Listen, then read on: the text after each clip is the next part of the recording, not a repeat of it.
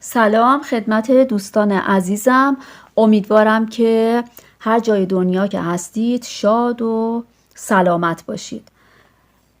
به کانال بافتنی با مینا خوش اومدید. امروز براتون این کلاه رو آماده کردم که رج به رج تمام قسمت ها رو براتون توضیح میدم. برای بافت این کلاه از کانوای ناکو استفاده کردم، الیت بیبی، و با شماره رنگ 10625 که این کانوا هستش. و برای بافت این به یک میل شماره 3.5 احتیاج دارید، به یک قلاب، سوزن و این مارکرها و همچنین متر. الان من این رو متر براتون میزنم که ببینید چند متر هستش. از سر کلاه تا انتهای برگ 22 سانته. 22 سانت هستش و قسمت ساده کلاه ببینید از این قسمت تا اینجا 17 سانتی متر هستش. 17 سانتی متر هستش و این بندینک ها رو هم براتون اندازه میزنم. بندینک ها تقریبا 20 سانتی متر هستش و با گلاب تقریبا 23 سانتی متر میشه که این کلاه برای دختر بچه های 2 ساله مناسب هستش و این رو میتونید ببافید و اگر از آموزشی که من میدم و این کلاه رو خودتون هم شروع کردید به بافتن و لذت بردید، ویدیو رو لایک بزنید که لایک زدن شما باعث میشه که ویدیو در برابر دید افراد بیشتری قرار بگیره که افرادی که علاقه‌مند به بافتنی هستند و اونها هم ببافند و از این آموزش لذت ببرن. اگر هم میخواید که آموزش‌های بعدی ما رو از دست ندید، میتونید توی کانال سابسکرایب بکنید و از همتون بابت حمایتاتون تشکر میکنم. حالا با هم شروع میکنیم به بافت این کلاه زیبا. کلاهی که دیدید از 2 قسمت تشکیل شده بود و ابتدا باید اون حاشیه دورش بافته بشه که اول من حاشیه دورش رو میبافم که البته به صورت کامل یک ویدیو رو ساختم در کانال موجود هستش و میتونید ابتدا شما اون رو نگاه بکنید که نقشش رو هم نوشته بودم که خیلی راحت میتونید از روی اون یاد بگیرید. اما الان یک دونه گل رو با هم میبافیم. ببینید 6 تا دونه سر میندازیم، 3 4 5 و 6.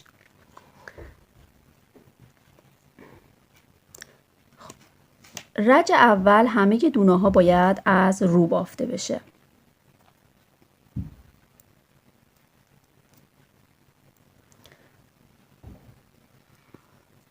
رج اول یک کمی چون من سفت سر میندازم بافتش یکم سخته ولی بعدش دیگه آسون میشه.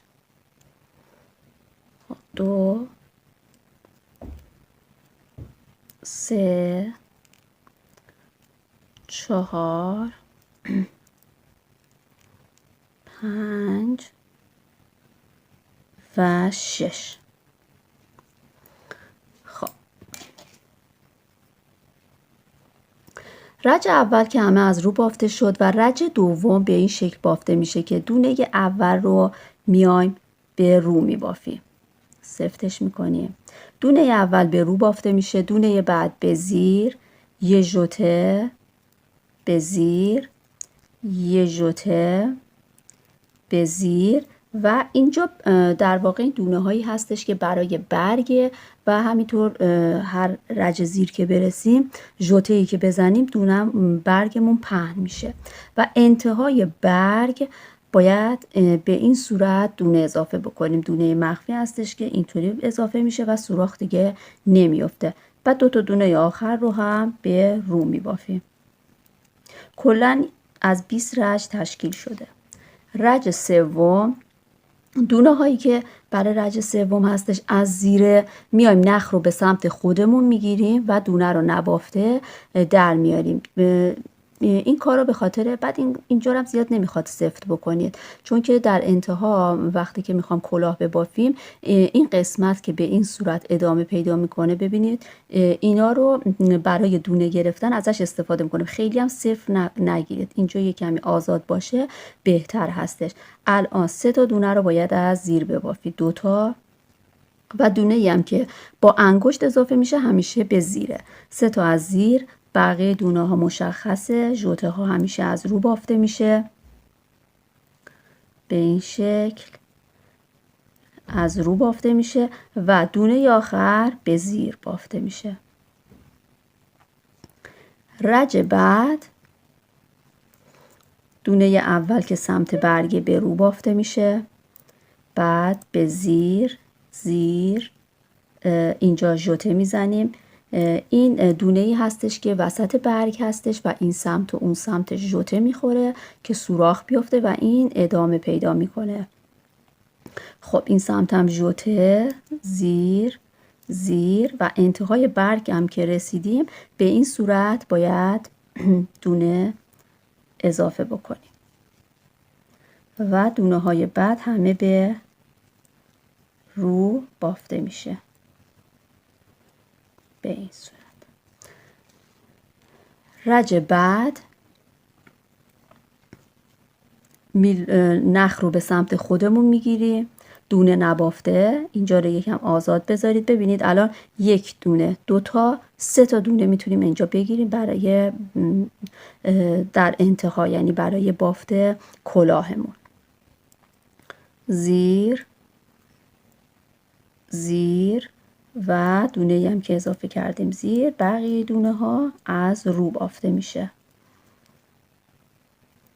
از رو میبافیم به غیر از دونه آخر که از زیر هستش. بعد دوباره اینجا دونه هستش که نزدیک برگه، ببینید همیشه اینجا به رو بافته میشه، دونه های برگ از زیر. شما این کار رو باید ادامه بدید تا این سوراخ ها به 4 تا برسه. ژوته، زیر، ژوته، زیر، انتهای برگ رسیدیم. به صورت مخفی دونه اضافه میکنیم به صورت مخفی و بعد این دونه ها از رو بافته میشه. رج بعد نخ رو به سمت خودمون میاریم، از زیر اینو سفتش نمی کنیم زیاد، زیر دونه‌ای که اضافه کردیم زیر، بقیه دونه ها از رو بافته میشه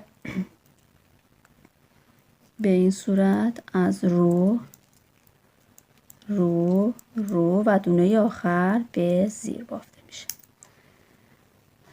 رج بعد دونه اول به رو، دونه هستش که سمت برگ هستش، دونه های برگمون به زیره میبافیم، میرسیم به اون قسمتی که باید ژوته بزنیم. ببینید الان 1 2 3 و این 4مین ژوته و سوراخی هستش که تشکیل میشه و ما هم به 4 تا احتیاج داریم.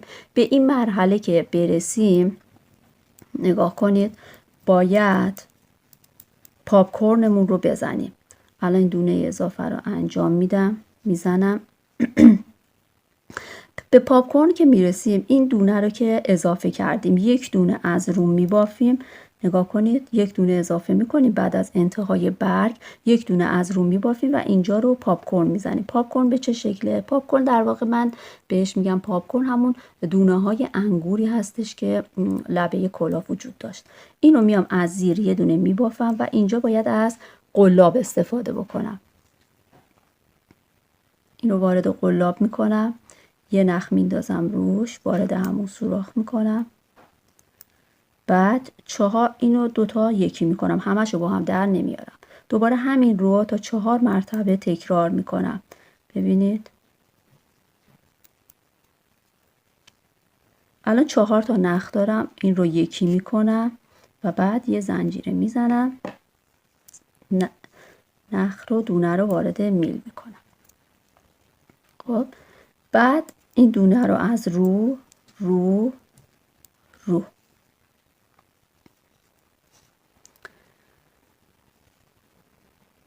رج بعد نخ رو به سمت خودم میارم، از زیر میبافم. اینجا این اولین پاپکورنی که زدیم به صورت ساده بافته میشه، یعنی رج رو از رو، رج زیر، یه رج از رو و یه رج از زیر بافته میشه. زیر زیر، دونه ها همه از رو بافته میشه به غیر از دونه آخر. به این شکل از رو میبافیم. دونه های رو قشنگ مشخص دیگه شده الان، مثلا کجاها رو باید زیر ببافیم، کجاها رو دونه آخر از زیر بافته میشه.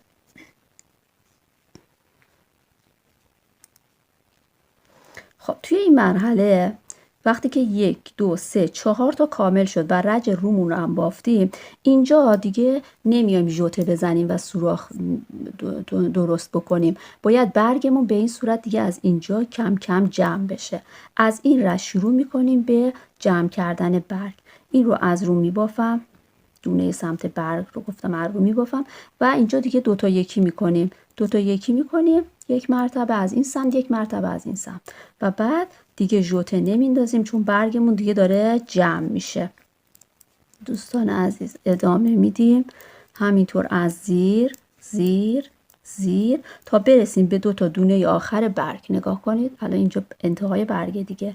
خب وقتی که میخوایم به این سمت یعنی به سمت راست کور بکنیم، بهتر این هستش که این رو 2 تا رو جابجا بکنیم که کارمون تمیز در بیادش. نگاه بکنید به این شکل همیشه کور میکنیم که این ادامه پیدا بکنه. ببینید و بعد انتهای برگ هستیم، به این شکل دونه اضافه میکنیم و بعد اینجا 2 تا از رو میبافیم. این پاپکورن اولیه که زدیم، این همیشه این دونه به شکل گندمی باید ادامه پیدا بکنه، این هم یادتون باشه و دونه های بعد به رو بافته میشه. رج بعد هستیم، نخ رو به سمت خودمون میاریم، سفت خیلی نمیکشیم چون میخوایم دونه بگیریم. ببینید الان 1 2 3 4 5 تا دونه میتونیم اینجا بگیریم و این شیشمی شده. اینا رو از زیر میبافیم، از زیر رو زیر زیر، دونه‌ای که با انگشت اضافه کردیم زیر، بقیه دونه ها از رو بافته میشه، ژوته ها از رو بافته میشه. دیگه اینجا ژوته که نیستش، قبلش همیشه یادتون باشه که ژوته ها رو از رو ببافید و دونه آخر از زیر بافته میشه. خب دوباره اینجا این دونه از رو، دونه سمت برگه، دوباره بعد 2 تا یکی بکنیم تو مرحله که به زیر میرسیم. 1 2 3 4 5 6. این 2 تا دونه آخر رو هم مثل قبل که انجام دادیم جابجا میکنیم، 2 تا یکی میکنیم. الان نگاه بکنید چند تا 1 2 3 4 5 6 7 دونه شده. وقتی به 7 دونه که رسید دوباره بعد اینجا پاپکورن بزنیم، 2 تا، یه دونه اضافه میکنیم، 2 تا از رو میبافیم. خب ببینید این پاپکورن رو میبینید که گفتم اینجا این خط همینطور باید ادامه پیدا بکنه. حالا یه پاپکورن این سمتش باید بزنیم، یه پاپکورن این سمتش، که دقیقا مثل پاپکورن قبلی با استفاده از قلاب شروع میکنیم به زدن. 2 تا زنجیره، 1 2 به این شکل. مواظب باشید فقط در نره بکشید. خب 4 بار باید این رو، من این رو بذارم این زیر.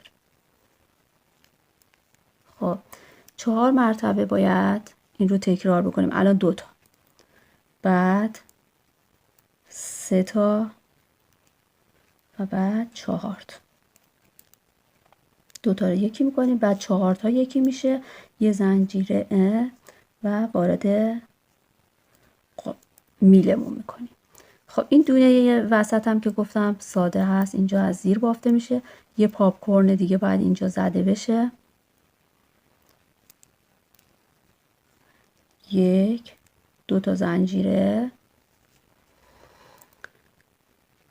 به این شکل نگاه کنید، به این شکل دوباره تا 4 مرتبه این رو تکرار میکنیم. الان 3 تا شده و این هم آخریش هستش. 2 تا رو یکی میکنیم. وقتی 4 تا دونه موند همه رو با هم دیگه میگیریم و یه زنجیره میزنیم که محکم بشه و وارد اینجا رو باید صفر بکشید که شل نشه. و 2 تا در واقع این بافتم همه رج‌ها تکرارن. خب رج بعد رج از رو هستش. این دونه رو به سمت خودمون، نخ رو به سمت خودمون میگیریم، یکم آزاد میذاریم برای دونه گرفتن، زیر. خب این 2 تا پاپکورنا هستش که زدیم. این 2 تا پاپکورنا به زیر بافته میشه دیگه، مثل پاپکورن اولی نیستش که به صورت ساده بخوام یه رج زیر یه رج رو ببافیم. خب بعد این از زیر بافته میشه. خب اینم که پاپکورن اولیه بود، بعد به رو بزنیم، اینو به زیر. خب زیر، اینطوری سفت کنید، زیر، دونه‌ای که اضافه کردیم زیر و بقیه دونه ها از رو بافته میشه تا دونه آخر که از زیر.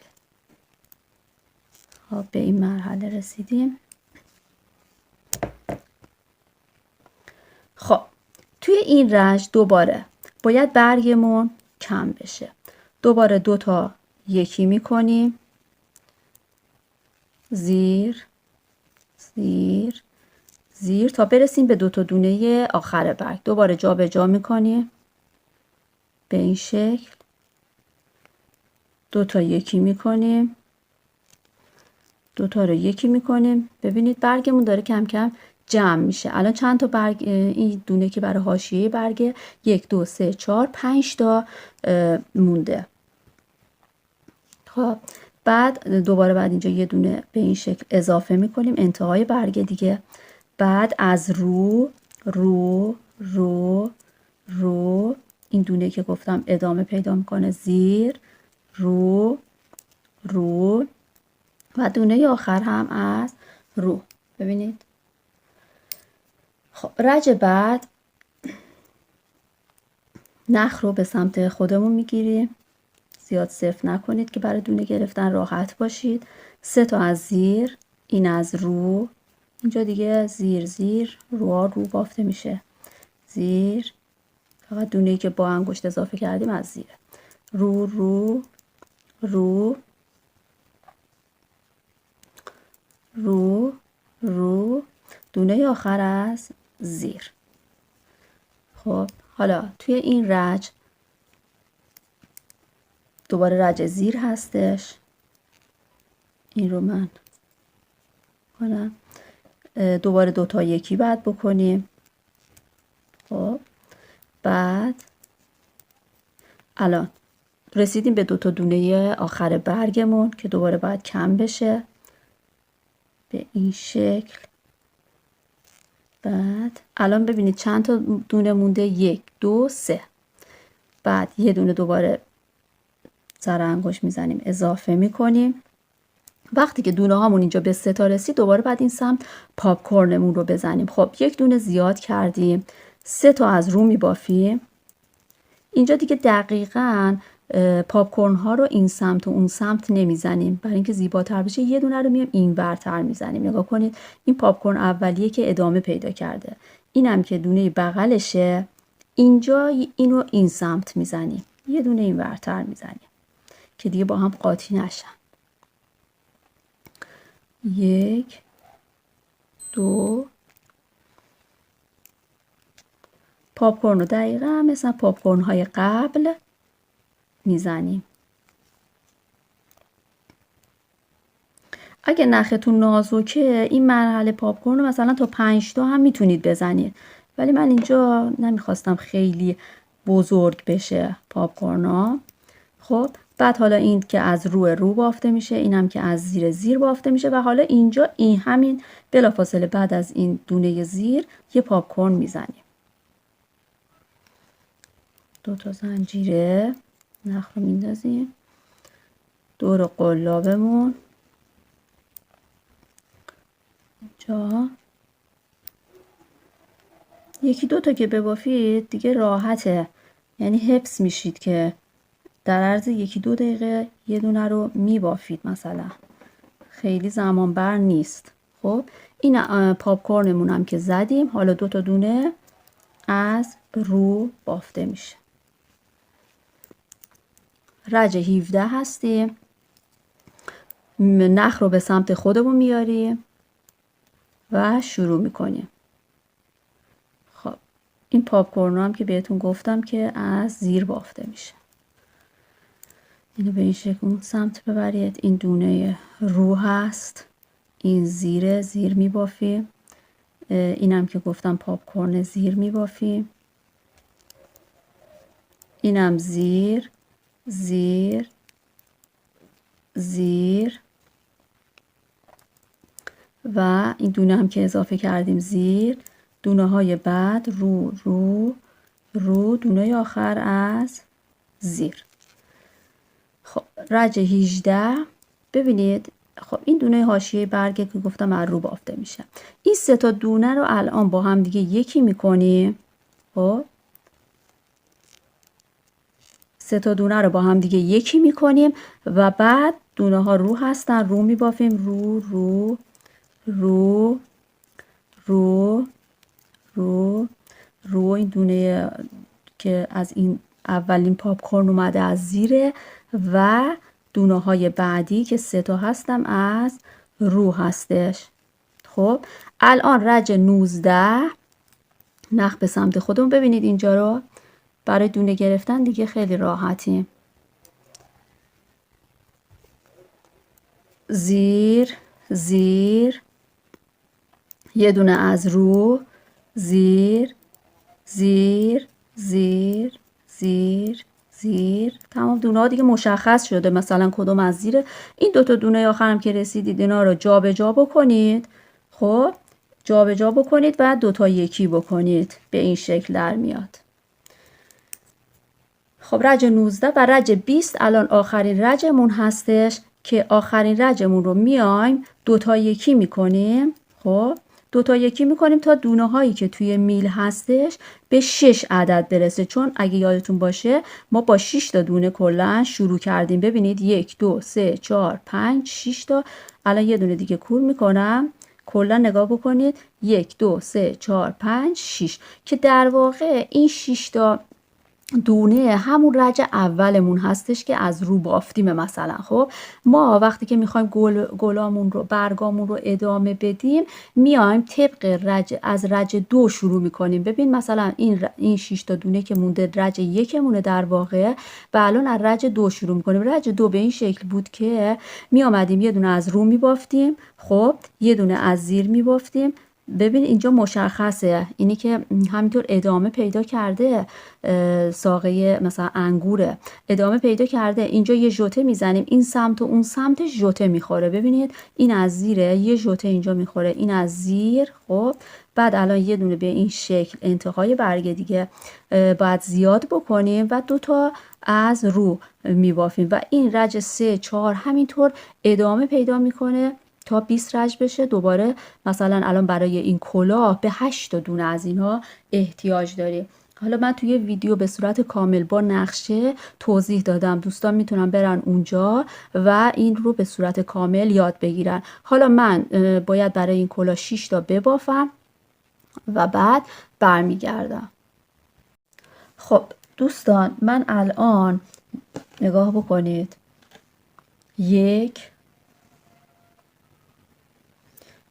نگاه بکنید 8 تا از این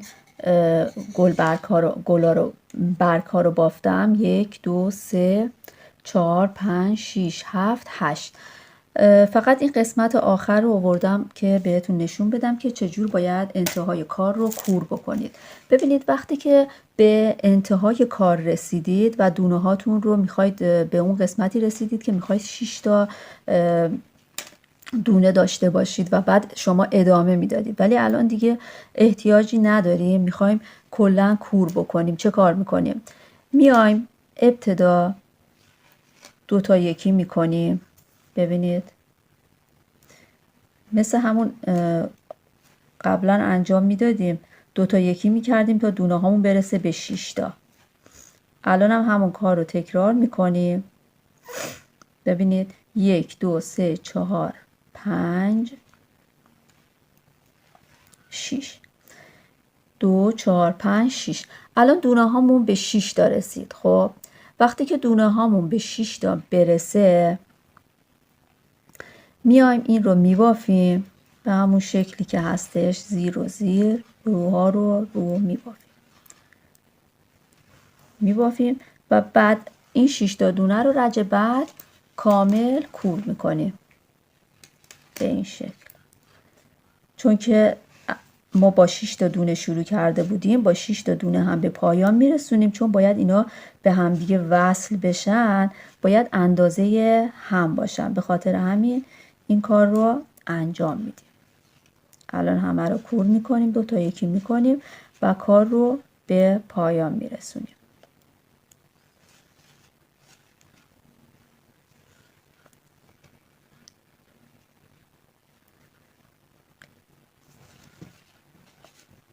خب الان ما کار رو به پایان رسوندیم.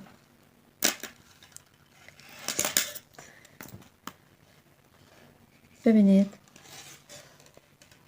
کارمون تموم شد. بعد این نخ رو هم باید بچینیم. اون دونه هایی که بهتون گفتم که باید ازش استفاده بکنیم برای دونه گرفتن، طریقه بافتش رو بهتون نشون دادم. من یه مقدار بیشترش رو توی میل گرفتم که ویدیو طولانی نشه و بعد حالا بهتون یاد میدم که چجوری باید این دونه ها رو وارد میل بکنید. به این صورت نگاه بکنید.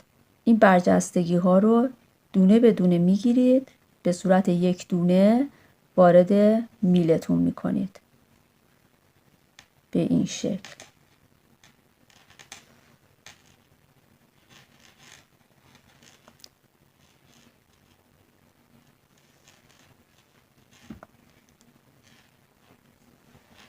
به این صورت همه رو میگیرید، دونه دونه وارد میل میکنید.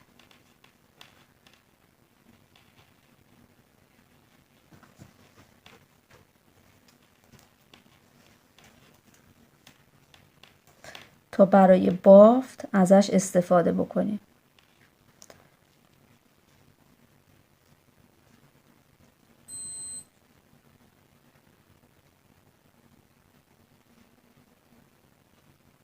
به این شکل وارد میکنیم. ببینید خب برای بافت این کلاه ما به 89 تا دونه احتیاج داریم. برای بافت این کلاه ما به 89 تا دونه احتیاج داریم. الان میشماریم اینو ببینیم که چند تا دونه هستش و اگر دونه کم باشه بعد بهتون میگم که چطوری اون تعداد رو اضافه بکنید. 1 2 3 4 5. خب دوستان من الان این دونه هایی رو که به میل گرفتم رو شمردم. 74 تا دونه هستش. گفتم که برای بافت این کلاه به 89 تا دونه احتیاج داریم. خب یعنی الان ما 15 تا دونه کلا کم داریم. اول وسط این دونه ها رو پیدا می کنیم، یعنی 4 تا این سمت و 4 تا گل این سمت باید باشه. وسطش اینجاست که من یه علامت گذاشتم. 37 تا دونه این سمت هست و 37 تا دونه الان این سمت هستش. 15 تا دونه گفتیم کم داریم. حالا یعنی باید ما 7 تا دونه به این سمت اضافه بکنیم، 7 تا دونه به این سمت میشه 14 تا و یک دونه هم این وسط که علامت گذار رو گذاشتیم اضافه میکنیم. حالا اضافه کردن دونه ها به چه شکل هستش؟ میایم هر 5 تا دونه‌ای که میبافیم خب یک دونه به صورت مخفی اضافه میکنیم. ببینید الان 1 2 3 4 5 و یک دونه به این شکل اضافه میکنیم و میکشیم سفتش میکنیم. دوباره 1 تا انتها به همین شکل، 2 3 4 5 این رج رو با هم میبافیم، یه دونه اضافه میکنیم. 1 2 3 4 5 یک دونه اضافه میکنیم. دوباره 1 2 3 4 5 یه دونه به این شکل اضافه میکنیم. 1 2 3 4 5 یه دونه اضافه میکنیم تا برسیم به دونه وسط. 1 2 3 4 5 یه دونه اضافه میکنیم. 1 2 3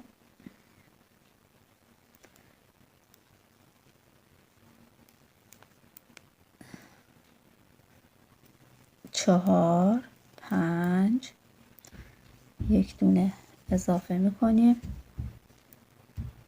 1 2 الان ببینید 5 تا که دونه آخر رو که اضافه کردم 2 تا دونه اضافه اومد که میبافیم.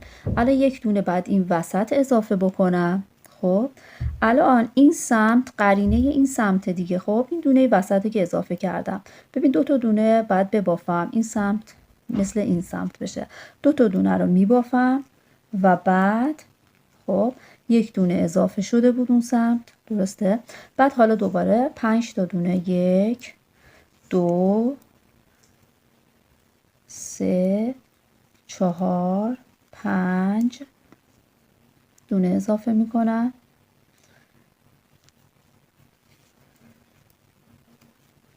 1 1 2 3 4 5 1 2 3 4 5 1 2 3 4 5 1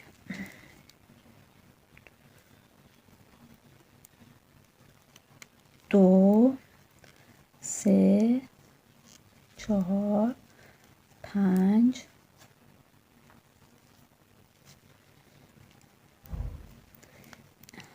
1 2 3 تا انتها 4 5 یه دونه اضافه میکنیم. بعد این 5 تای ابتدا رو هم میبافیم. 2 تا 3 تا 4 یه دونه اینجا میگیریم. 4 تا 5 تا. به این ترتیب الان ما 89 تا دونه روی میلمون داریم. خب فقط من یه نکته رو بگم. وقتی که ما شروع کردیم برای این کار اولین پاپ کورنی که زدیم گویا من 2 تا زنجیره رو فراموش کردم. یعنی وقتی که میخوایم پاپ کورن بزنیم اولین دونه رو که در میاریم ابتدا با 2 تا زنجیره باید شروع بکنیم که این رو دقت بکنید. البته مشکل خاصی هم به وجود نمیادش تو پاپ کورناتون اگه زنجیره رو نزنید، ولی خب بزنید قشنگتر میشه. خب الان 89 تا دونه اومد توی میل که اینها به صورت ساده بافته میشه. یعنی که الان مثلا این رج رو من بعد از رو ببافم، رج بعد از زیر ببافم، یه مقداری رو من میبافم به صورت ساده و بدون هیچ تغییری و بعد برمیگردم و چند سانت بافتم رو بهتون میگم. خب دوستان الان من اینقدر بافتم که الان سانت میزنم که ببینم چقدر به شما دوستان بگم. نگاه بکنید الان قسمت ساده ای که بافتم تقریبا 11 سانتی متره و کلش رو اگه با گل در نظر بگیرم 16 سانتی متره که انقدر کافی هستش. وقتی که این مقدار رو بافتید، حالا کم کردن شروع میشه که کم کردن ها فقط از قسمت زیر هستش. قسمت رو به همون شکل به سمت رو همه دونه ها بافته میشه بدون تغییر. فقط وقتی که به قسمت زیر میرسی باید کم کردن داریم که به این صورت هستش. اولین رجی که میخوایم کم بکنیم، اول یه علامت اینجا میزنیم که بدونیم کم کردنمون از کجا شروع شده. اینو من این رو میزنم علامت گذار رو و شروع میکنیم به کم کردن. نخ رو بیارم این سمت. ببینید اولین دونه رو اول 9 تا دونه میبافیم. رج اول 2 3 4 5 6 7 8 9. هر 9 تا دونه‌ای که بافتیم بعدش باید 2 تا یکی بکنیم که این 2 تا یکی ها رو میتونید جا به جا بکنید چون که میخوایم به سمت راست باشه دیگه، بعد دونه هامون خوب بیفته. ببینید اول این رو میگیریم، بعد این رو وارد میل میکنیم که قبلا هم توضیح دادم. خب این دوتا رو به این شکل یکی میکنیم. نگاه کنید و بعد دوباره تا انتها به همین شکل 9 تا دونه میبافیم. 2 تا 3 4 5 6 7 8 9 تا دونه میبافیم و بعد دوباره دونه ها رو به این شکل 2 تا یکی میکنیم به این شکل. 1 2 3 4 5 6 7 8 9 و بعد 2 تا یکی.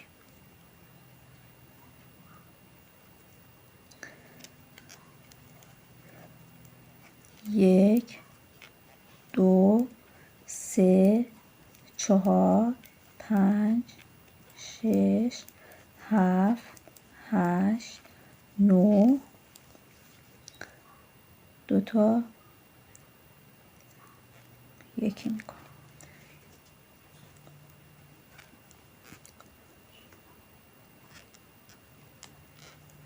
دو تا یکی. دوباره 9 تا میبافیم 2 تا یکی تا انتها به این شکل ادامه میدیم. رج رو هم ساده بدون هیچ تغییری میبافیم و بعد دوباره رج زیر که رسیدیم بهتون میگم که حالا باید چجوری کم بکنید. خب رج رو من بافتم، حالا دوباره رسیدم به رج زیر.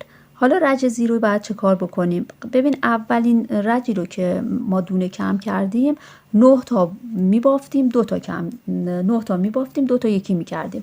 حالا این رج 8 تا میبافیم 2 تا یکی میکنیم. رج رو میبافیم، بعد دوباره 7 تا میبافیم 2 تا یکی میکنیم. به همین ترتیب 6 تا 5 تا 2 تا میبافیم 2 تا یکی میکنیم. 4 تا تا برسیم به 1. الان دوباره این رج رو هم من میبافم.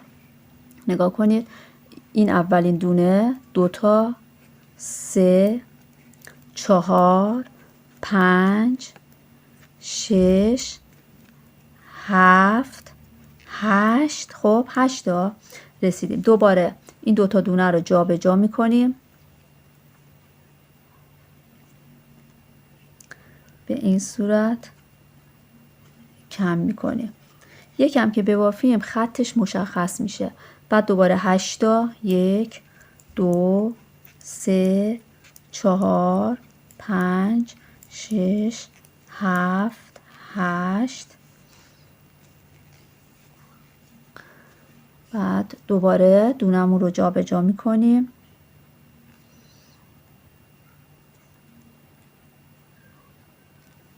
دو تا رو یکی میکنیم به این صورت تا انتها به همین شکله. 8 تا دونه میبافیم 2 تا 3 تا 4 5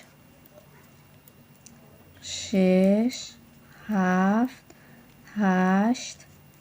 ببینید اینجا کم کرده بودیم، اینجا کم کرده بودیم 1 2 3 4 5 6 7 8. بعد دوباره این دوتا رو در میاریم به این شکل،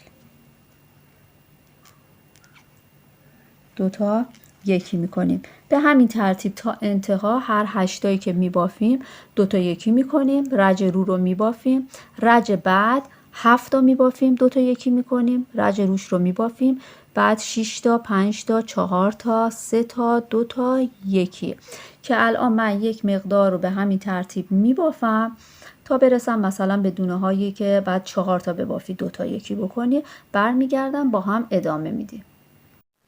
الان من یک مقدار بافتم، نگاه بکنید قسمت هایی که کور شده دوتا یکی شده، ببینید الان قشنگ مشخص هستش خطاش، یعنی ما تو این قسمت ها دونه ها رو کم کردیم. الان من یه مقداری بافتم، رسیدم به این قسمت که باید 4 تا دونه ببافیم و دوتا یکی بکنیم. نخم رو آزاد کنم. خب الان ببینید از 9 تا دونه شروع شد، 9 تا دونه دوتا یکی، 9 تا دونه دوتا یکی و رجای رو که به همین صورت بافته شد. بعد 8 تا دونه دوتا یکی، 7 تا 6 تا 5 تا، الان رسیدیم به 4 تا دونه باید ببافیم. ببینید من دونه های اول رو به این شکل بافتم که قبلا هم بهتون توضیح دادم، چون که بعدا اینجا رو برای بافت به این برجستگی ها و دونه ها احتیاج داریم. شما هم دونه اول رو طوری ببافید که این گره ها درست بشه. خب الان رسیدیم به 4 تا دونه از زیر ببافم، دوتا یکی بکنم، 2 تا 3 تا 4 تا و بعد تا انتها به همین شکل ادامه میدیم دیگه. از اینجا رو تا برسیم به دونه یک رو با هم میبافیم، دوتا رو یکی میکنیم به این صورت، 1 2 3 4 و دوتا یکی، دونه ها جا به جا میشه.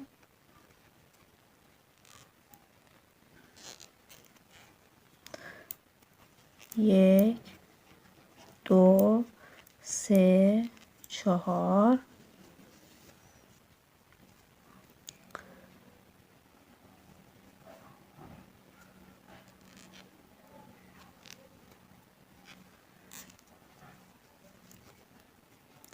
1 2 3 4 تا انتها به همین شکل هستش. من دیگه ویدیو رو قطع نمی کنم و با هم می بافیم. 1 2 3 4 دیگه دونه ها کم شده.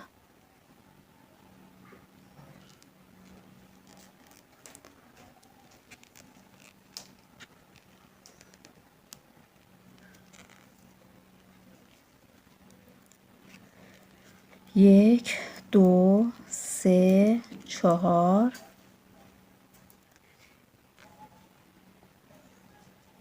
دوتا یکی،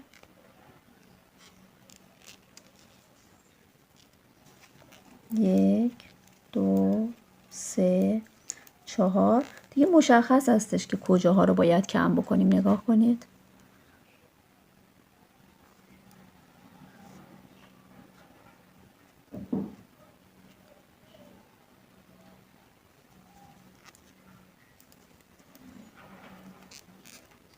دوتا یکی و 1 2 3 4 اینم دوتا یکی آخر به این شکل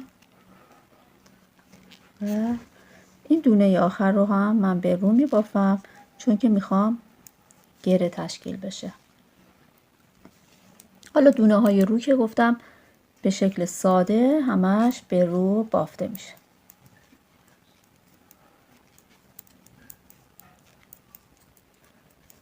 دونه رو می بافم.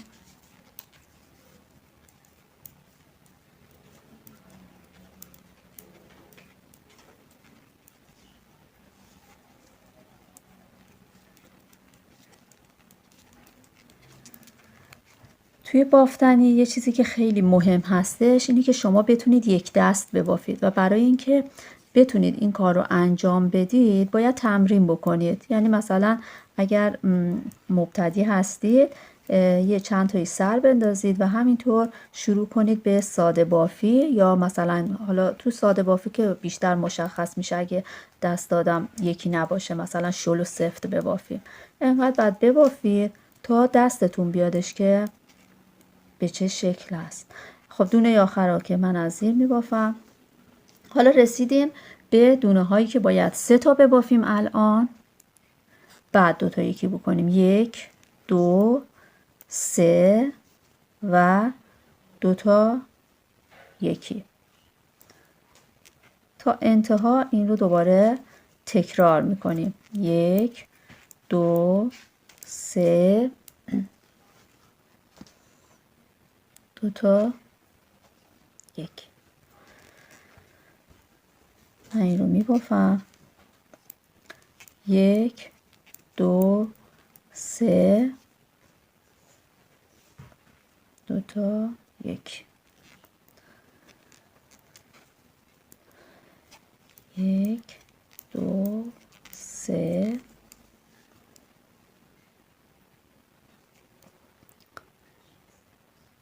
2 تا یکی تا انتها.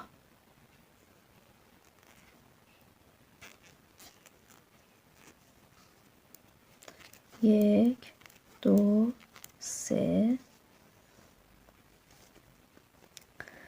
امیدوارم که شما هم بتونید به راحتی این کلاه رو ببافید و به کودکانی که اقوامتون آشناهاتون هدیه بدید.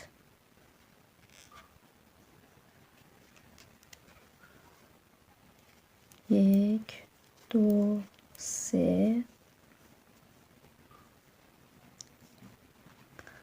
دوباره 2 تا یکی. در واقع الان دیگه داریم به انتهای کلاه نزدیک میشیم. 1 2 3 2 تا یکی میکنیم.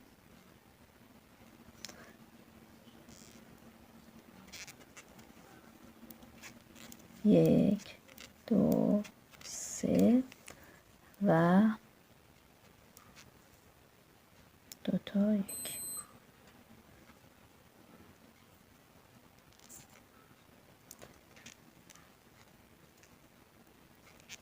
به این شکل. و این رو هم من از رو میبافم. خب رج رو که به صورت ساده بدون هیچ تغییری گفتم روها رو میبافیم.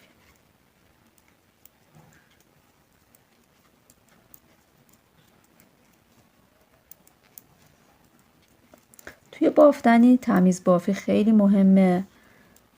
مثلا چه جوری باید بدوزیم درزا رو، طرز دوختن، کور کردن، همه اینها خیلی تأثیر داره تو اینکه شما یه بافت تمیزی رو ارائه بدید. که من تو کانالم طریقه دوخت رو گذاشتم، دوخت مثلا کشباف یا کور کردناشونو و همینجور مثلا بافت رکن که چگونه باید اونو کور بکنیم تا تمیز به نظر برسه. خب الان دوباره رسیدیم به رج زیر و الان 2 تا باید 2 تا رو ببافیم و بعد کور بکنیم. نگاه کنید از 9 تا دونه رسیدیم الان به 2 تا و بعد 2 تا یکی. یه تقریبا یه چند رج دیگه بافتمون به انتها میرسه، اما یه سری کارهای دیگه هست که همه رو بهتون توضیح میدم. 1 2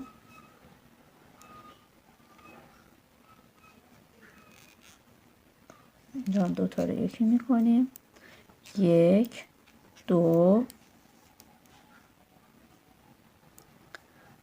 2 تا یکی.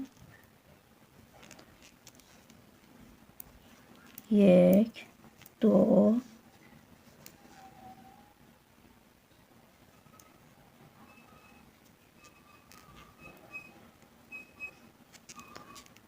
2 تا یکی. 1 2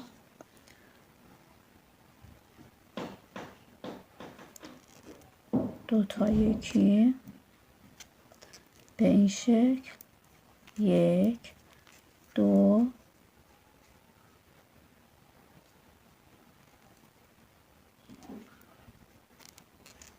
دو تا یکی، یک دو،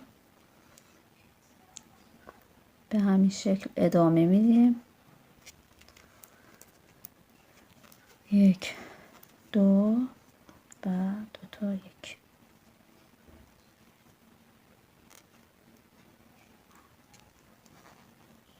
دونه آخر رو من به رو میبافم.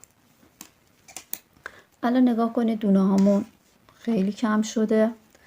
رج رو بدون تغییر میبافم.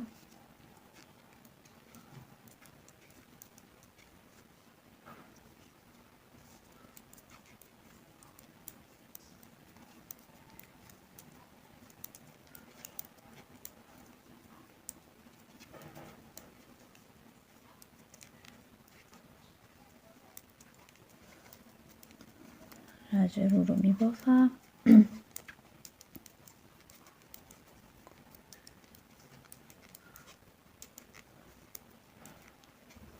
دونه آخر رو به زیر میبافم و بعد الان رسیدیم به رجی که باید یک دونه ببافیم.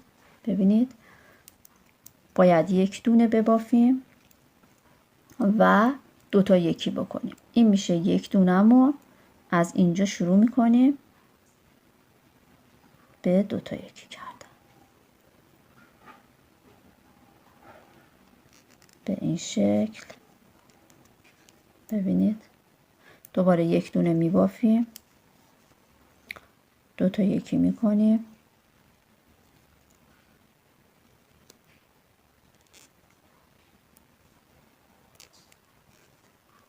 یک دونه میبافیم، دو تا یکی،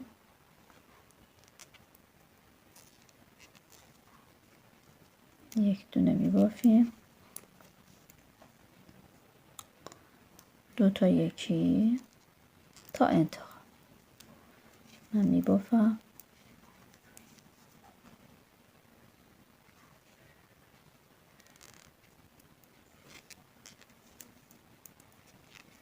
میبافیم. این کلاه دخترونه خیلی کلاه زیبایی هستش. من قبلا این رو با رنگ بنفشی که یکم پررنگ تر از این بود بافته بودم، خیلی زیبا، و اون رو هدیه دادم. شما هم میتونید ببافید و هدیه بدید یا حتی برای فروش. یک دونه از زیر و بعد اینم دو تا یکیه که آخر هم در رفت. خب اینم دو تا یکی میکنید و دونه آخر رو هم به رو میبافم. ببینید الان چند تا دونه مونده؟ 1 2 3 4 5 6 7 8 9 10 11 12 13 14 15 16 17. این رج رو هم میبافیم.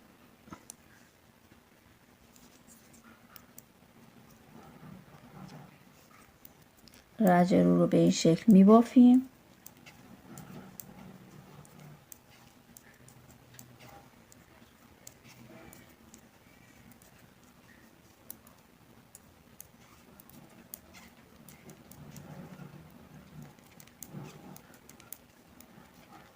خب الان این 17 دونه رو که بافتیم، رج رو هم که بافتیم، به رج زیر که رسیدیم میام شروع میکنیم به دو تا یکی کردن. نگاه بکنید اولین دونه دو تا به یکی میکنیم، دوباره دو تا یکی، دو تا یکی، دو تا یکی، دو تا یکی تا انتها که دونه های ما به 9 تا باید برسه. دو تا یکی، دو تا یکی و دونه آخر رو هم میبافیم. ببینید الان 1 2 3 4 5 6 7 8 9 تا دونه داریم. باید این 9 تا دونه رو حالا یک مقدار نخ من دیگه به انتها رسیده، یه مقدار نخ من میبرم. خب الان وقتی که 9 تا دونه توی میل بود، نگاه کنید 1 2 3 4 5 6 7 8 9 دیگه به انتهای کار رسیدیم.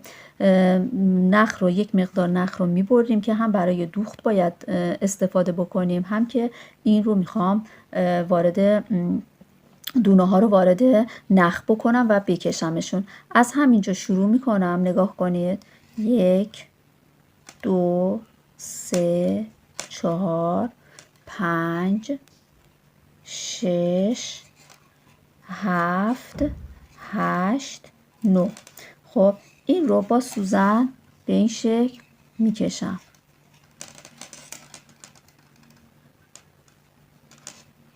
اینو محکم اینطوری ببینید، اول از اینجا صفر میکنم و بعد اینو میکشم و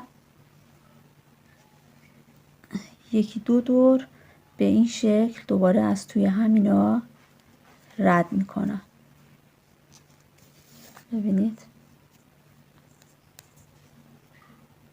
دوباره از توی همین رد میکنم و محکمش میکنم.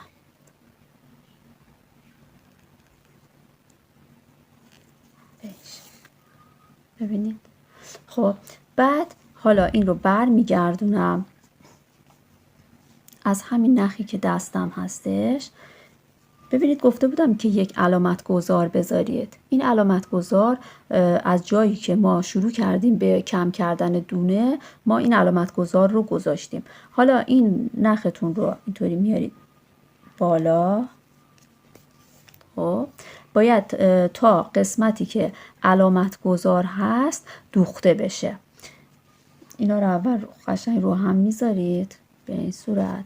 بعد این قسمت پایین رو بهتون میگم که باید چه کار بکنید. این قسمت های برجسته‌ای که بهتون گفتم این مدلی ببافید برای بافت احتیاج میشه، الان از همونا دونه میگیریم برای دوخت استفاده میکنیم. نگاه کنید این اولی. خب بعد یه دونه باید اینجا دوخت بزنیم.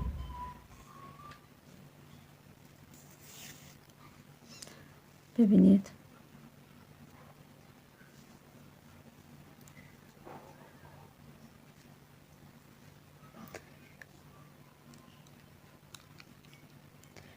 خب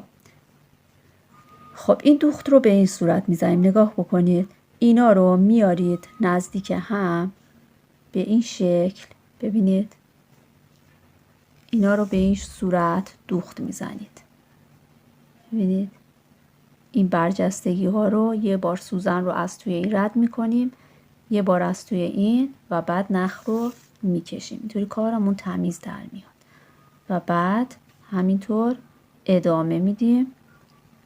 ببینید میگیریم اینم از توی این سوزن رو در میاریم و بعد نخمون رو سفت میکنیم تا جایی که علامت گذار هست. فقط باید بدوزیم کلاهو.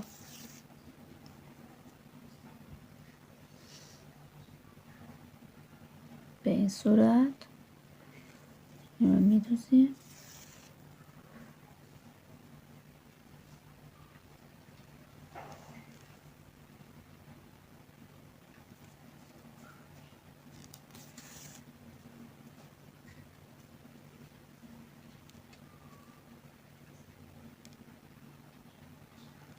این دونه رو با این دونه ببینید به چه شکلی میگیریم. اینطوری کارمون دوختمون تمیز در میاد.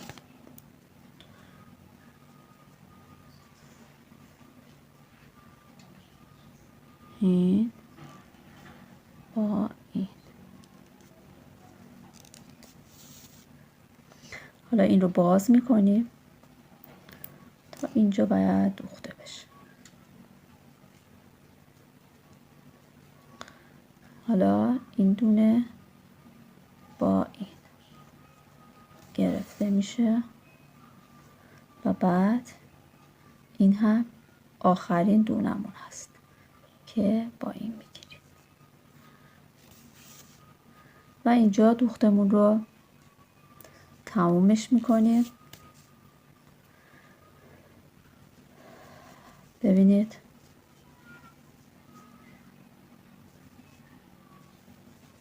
دوختمون رو تموم میکنیم، بعد چند تا بست میزنیم اینجا که دوختمون محکم بشه و بعد از بین اینا رد میکنیم با سوزن.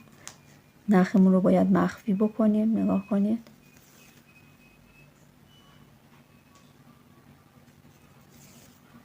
یه بسته دیگه میزنیم و بعد نخمون رو میچینیم. از انتها میچینیم. تمیز کارمون شد. خب حالا این کلاه رو نگاه بکنید. این هم دیگه احتیاج نداریم، درش میاریم. حالا این باید یک بار شسته بشه. ببینید این دوتا و این دوتا. الان این کلاهمون به این شکل در اومد. خب این قسمت باز کلاه رو ببینید. اینجا من باید دونه بگیریم خب و چند رج رکن ببافیم و بعد یک بندینک هستش که آموزشش توی کانال هست. اینا رو همه رو با هم الان شروع میکنیم به بافت. خب حالا باید ما بیایم از این قسمت ها خب دونه بگیریم. باید دقت ببینید این دونه آخر اینجا هستش. من وقتی که این 6 تا دونه رو کور کردم، اینا رو کور کردم، دیگه این دونه رو قیچی نزدم، نخش رو قیچی نزدم و گفتم برای بافت ازش استفاده بکنم. اگر شما هم قیچی زده باشید میتونید دوباره نخ اضافه بکنید برای بافت. من میام از این قسمت شروع میکنم به دونه گرفتن و بعد وقتی که رسیدم به این دونه شروع میکنم به بافت. خب اول شروع میکنم به دونه گرفتن. فقط حواستون باشه تعداد دونه هایی که این سمت میگیرید باید برابر با تعداد دونه هایی که باشه که این سمت باشه. مثلا حالا اگر 20 تا 21 22 تا دونه هم بگیرید خیلی یکی دوتا مهم نیستش، فقط مهم تعداد دونه هاست که باید برابر باشه. ببینید از همین قسمت برگمون از اینجا شروع میکنیم به دونه گرفتن. دوتا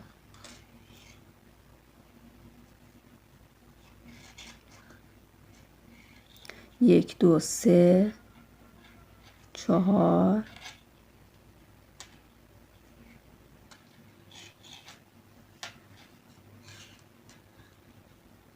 من این رو از این قسمت شروع میکنم بگیرم. 5 تا دونه از اینجا میگیریم و بعد اینجا این برجستگی هایی که هست بافتم شروع میکنیم به دونه گرفتن. بیش الان 1 2 3 4 5 تا، این ششمی، 7 8 9 10 11 12 13 14 15 16 17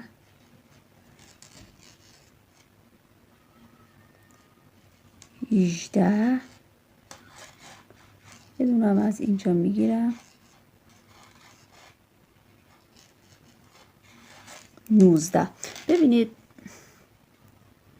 در 19 تا دونه از این سمت من گرفتم که دقیقا بعد 19 تا دونه هم از اون سمت بگیرید. من دونه ها رو میگیرم و بعد شروع کنیم به بافت رکن. خب الان 1 2 3 4 5 6 7 8 نو. اگر شما به این شکلی که من بافتم نبافتید، میتونید از همون گندمی هایی که تشکیل شده دونتون رو بگیرید. 9 10 11 12. نخهای اضافی هم در انتها باید کور بشه. 13 14 15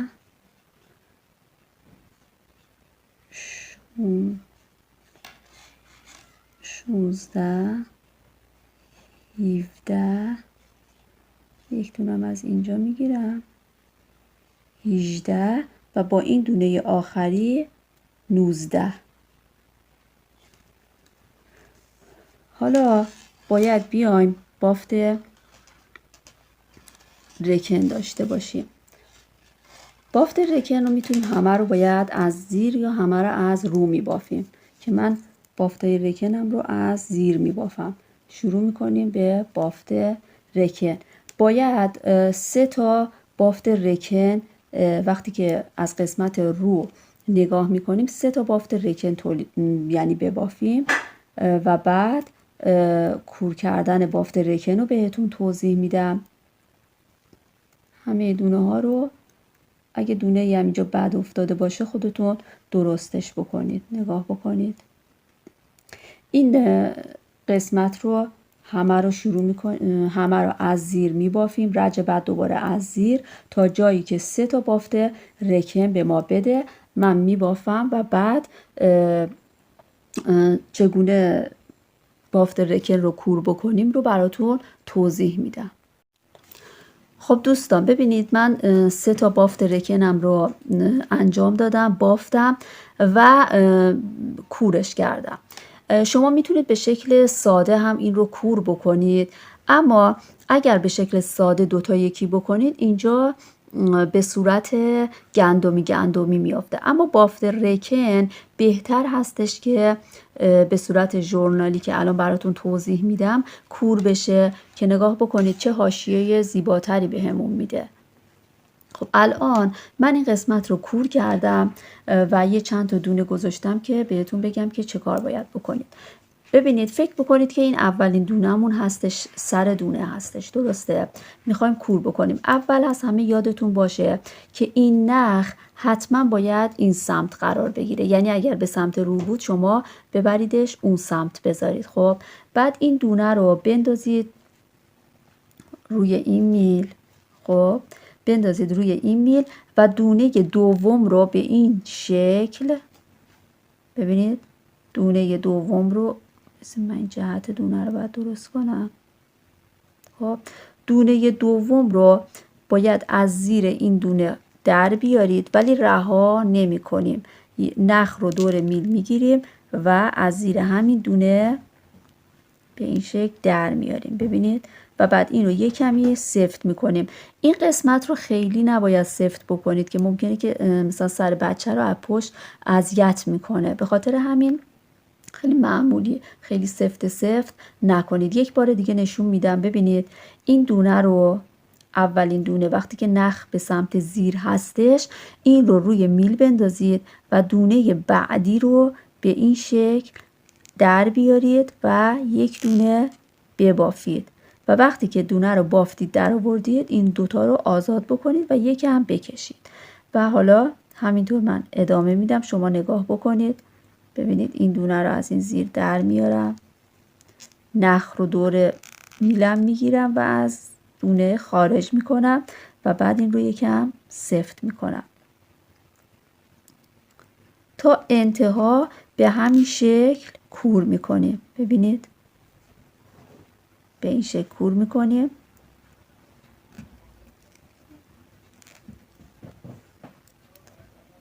خب این رو هم به این شکل کور میکنیم و دونه آخر رو هم همینطور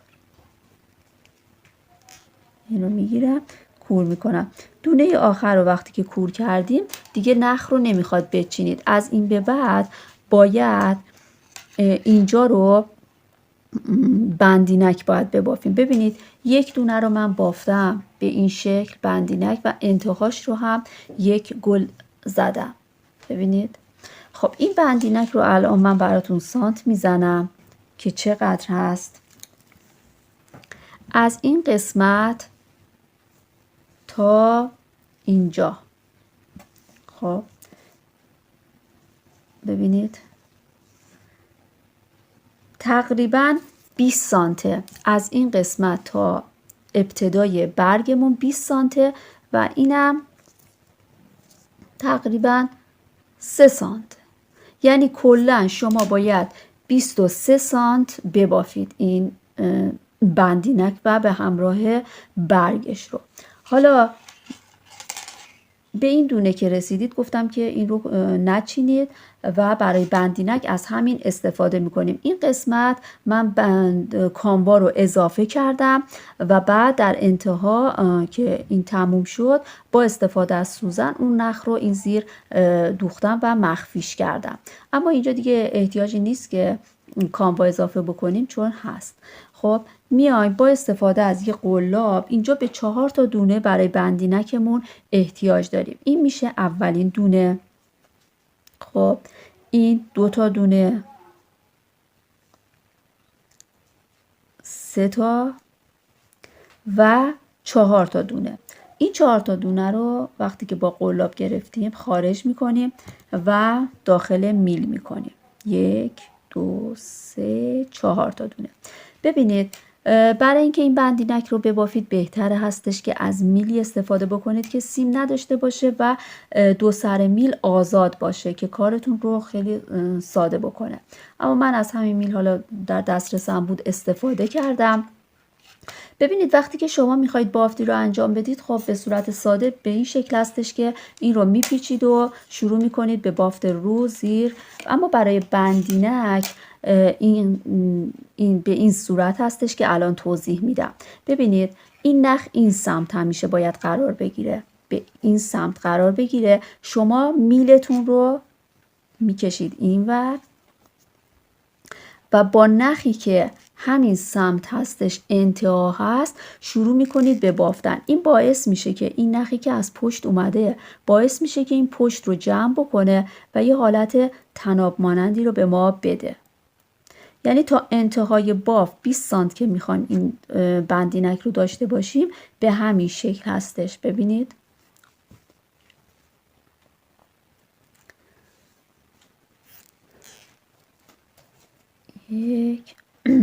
فقط این نخا رو این دونه ها رو به این شکل بگیرید که مرتب بیفته.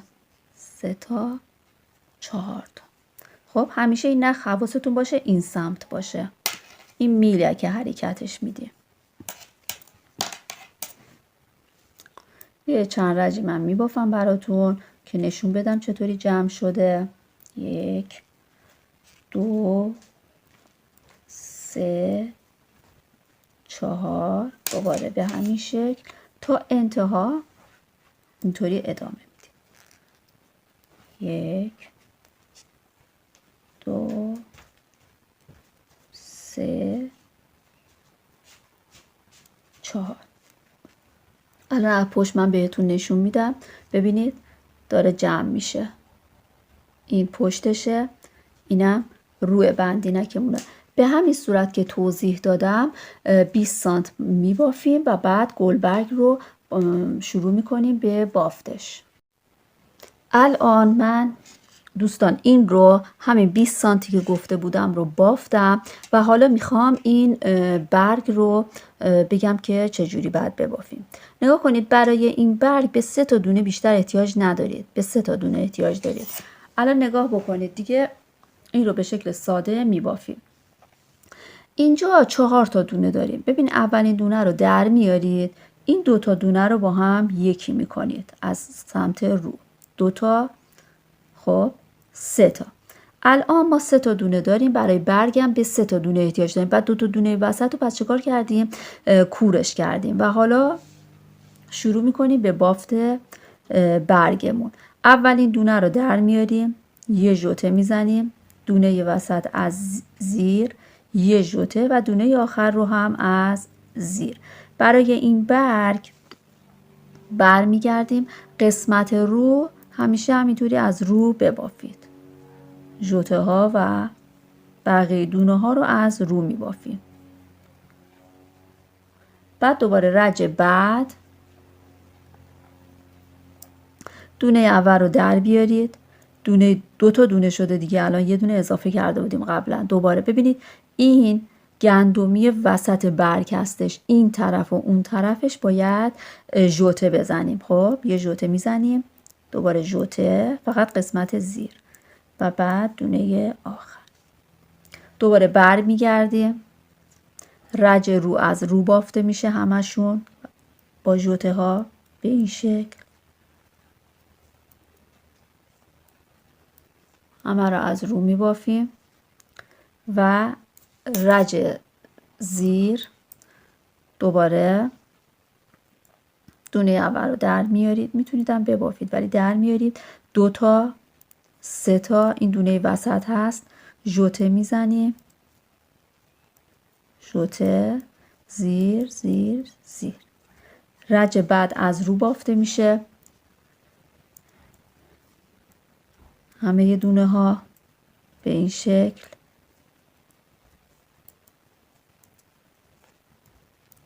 خب بعد رج زیر. وقتی که رسیدیم به رج زیر ببینید 1 2 3 تا سوراخ که داشته باشه کافی هستش. الان از این قسمت باید برگمون شروع بکنیم به جمع کردن، یعنی 2 تا یکی از این سمت، 2 تا یکی از این سمت. خب از همین ابتدا شروع میکنیم، 2 تا رو یکی میکنم به این شکل، بقیه دونه ها از زیر بافته میشه و دیگه ژوته نیازی نیست چون برگمون رو داریم جمع میکنیم. 2 تا آخر رو جا به جا بکنید، به سمت راست میخوایم کور بکنیم، ببینید. خب جا به جا بکنید و 2 تا رو یکی بکنید. دوباره رج رو، همه دونه ها از رو بافته میشه، 3 تا 4 5 6 7. الان 7 تا دونه شده. رج بعد دوباره باید کم بکنیم، 2 تا یکی از سمت چپ و بعد دونه ها از زیر، 2 تا دونه آخر جا به جا میکنیم، کور میکنیم، برگمون داره جمع میشه. رج بعد از رو به این شکل از رو بافتیم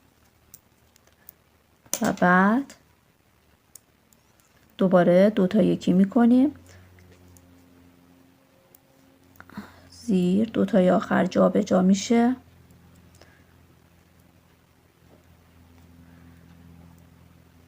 دو تا یکی. ببینید الان 3 تا دونه داریم. خب رج رو میبافیم، 2 تا 3 تا و رج آخر این 3 تا رو با هم بعد کور بکنیم. نگاه بکنید 1 2 3. این 3 تا رو با هم دیگه کور میکنیم، به این شکل سفتش میکنیم، یک مقدار نخ برای دوخت میذاریم.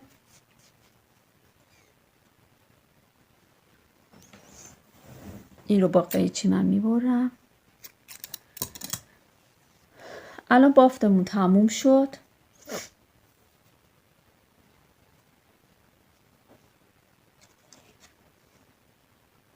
رو نخش میکنم به این شکل. بعد یه چند تا بست اینجا میزنم،